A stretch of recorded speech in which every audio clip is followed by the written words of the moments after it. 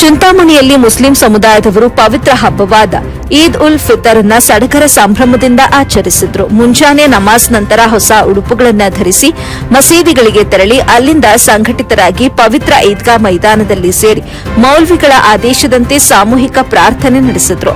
ಮೌಲ್ವಿ ಅವರು ಹಬ್ಬದ ಆಚರಣೆ ಮತ್ತು ಉದ್ದೇಶದ ಕುರಿತು ಪ್ರವಚನ ನೀಡಿದ್ರು.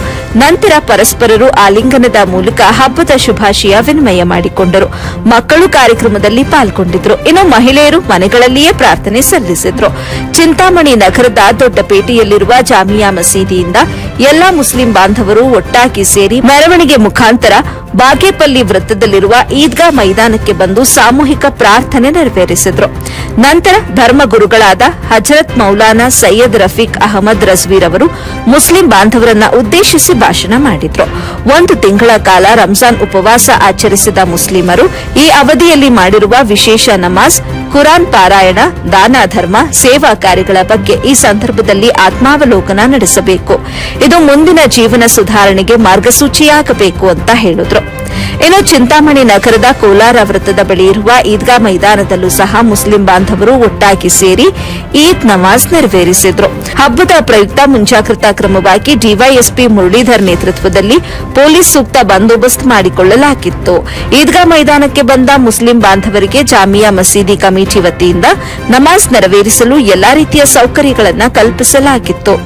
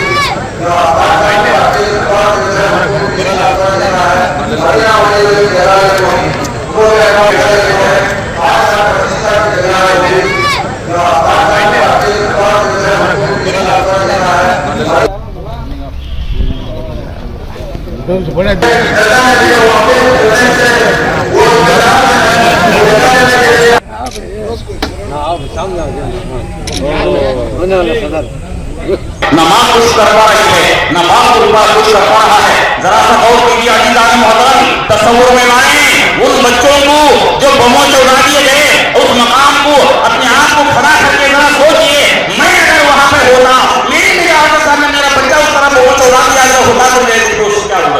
रहमतुल्लाह बरकातहू।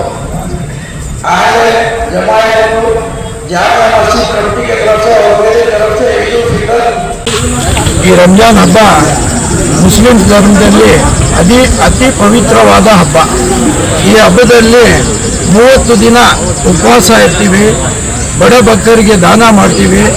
ಇದು ಮುಸ್ಲಿಂ ಧರ್ಮದಲ್ಲೂ ಶ್ರೇಷ್ಠ ಮತ್ತು ಪವಿತ್ರವಾದ ಹಬ್ಬ. ಈ ಹಬ್ಬದ ಎಲ್ಲ ಚಿಂತಾಮಣಿ ನಾಗರಿಕರಿಗೆ ಶುಭಾಶಯಗಳು. ಜಾಮಿಯಾ ಮಸೀದಿ ಕಮಿಟಿಯಿಂದ ಎಲ್ಲ ಚಿಂತಾಮಣಿ ತಾಲೂಕಿನ ನಾಗರಿಕರಿಗೆ ಶುಭಾಶಯಗಳು. ಮತ್ತು ಪೊಲೀಸ್ ಇಲಾಖೆಯವರು ಒಳ್ಳೆ ಬಂದೋಬಸ್ತ್ ಮಾಡಿದ್ರು, ಅವರ ಸಹಕಾರ ನಮ್ಗೆ ತುಂಬ ಚೆನ್ನಾಗಿತ್ತು. ಸೊ ನಗರಸಭೆಯವರು ಕ್ಲೀನಿಂಗ್ ಆಗಲಿ ಇದೆಲ್ಲ ನೀಟಾಗಿ ಮಾಡಿದರು. ನಗರಸಭೆ ಕಮಿಷನರ್ ಅವರಿಗೂ ನಮ್ಮ ಜಾಮಿಯಾ ಮಸೀದಿ ಕಮಿಟಿಯಿಂದ ಕೃತಜ್ಞತೆಗಳು.